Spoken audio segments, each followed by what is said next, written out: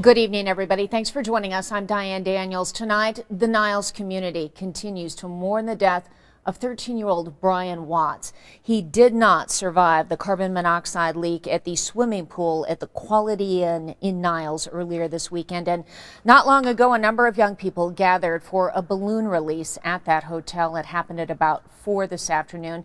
Kids who knew the boy who died and also knew those who were sick gathered to support one another. WSBT-22's Hillary Powell was there. She's going to have much more on that story for us coming up later tonight. Now, that leak also sent 14 other people to the hospital, and just within about the last 40 minutes or so, we've learned all the children have now been released from the hospital, so everybody now out of the hospital tonight. WSBT-22's Cassidy Williams is at the live desk now with more on where things stand in the Niles situation tonight. Diane, the hotel is still closed, but it had cars in the parking lot all day as members of the community stopped by to pay their respects at the growing memorial for Brian Watts. Some are still coming to terms with what happened. I was shaking, and then I saw it on the news and I didn't think it was real. And then I woke up this morning and I see his face on my wallpaper on my iPad, and I just started crying because I really didn't think it was real. I thought it was a nightmare. I thought it was April Fool's, but I didn't know, so I called my mom, and I was just sad, and I started crying. The Niles community is in mourning as they remember 13-year-old Brian Watts. The memorial in front of the hotel where he died growing throughout the day. At his church, extra prayers for the family as the community remembers Brian's life and his laugh. And he'd make everybody laugh, and he'd comfort everybody, and he'd stick up for people, and he was just a great person. Brian was attending a birthday party at the Quality Inn and Suites that started Friday. A pre-checkout swim Saturday exposed him to dangerous levels of carbon monoxide. Me and Taya went to a birthday party there before, and we swam in that pool before.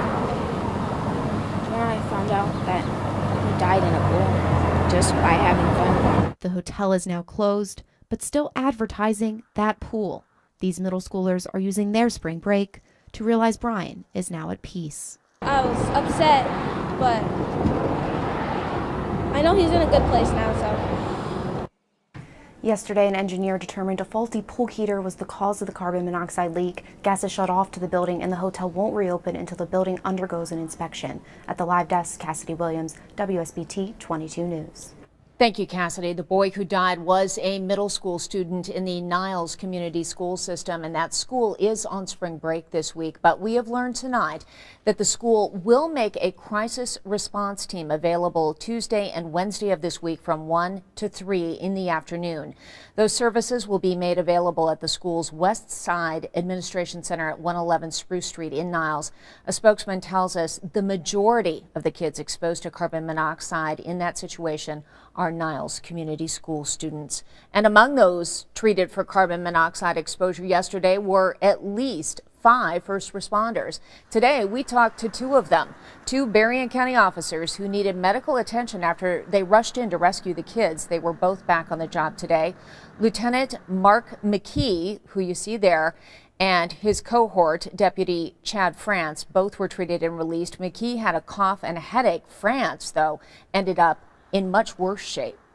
Dizziness, things started swaying, nauseous, when I stood up, more dizziness, some numbness in the hands, and that's when I realized, I needed a little assistance. Me, it was just lots of oxygen. They had me on oxygen for about 4 hours, and that usually, for me, that pretty much all I needed.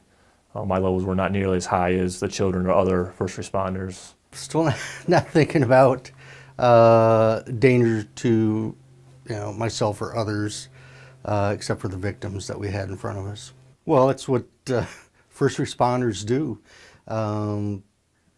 We've got to get there, assess the scene, and weigh the options. Those children had to get out of that pool area. Luckily, they weren't in the water.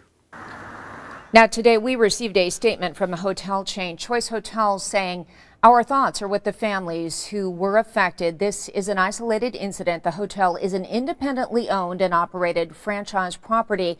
Our highest priority is always the safety and well-being of our guests. Well, obviously, we will continue to cover this important story for you out of Niles. WSBT-22's Hillary Powell will have more on that balloon release held by those young people at the hotel. That's going to be coming up for you tonight at 10 on Fox Michiana, then right back here on your late news after the ACMs, the Academy of Country Music Awards tonight. And, of course, we will continue to update you on all of our online platforms as well.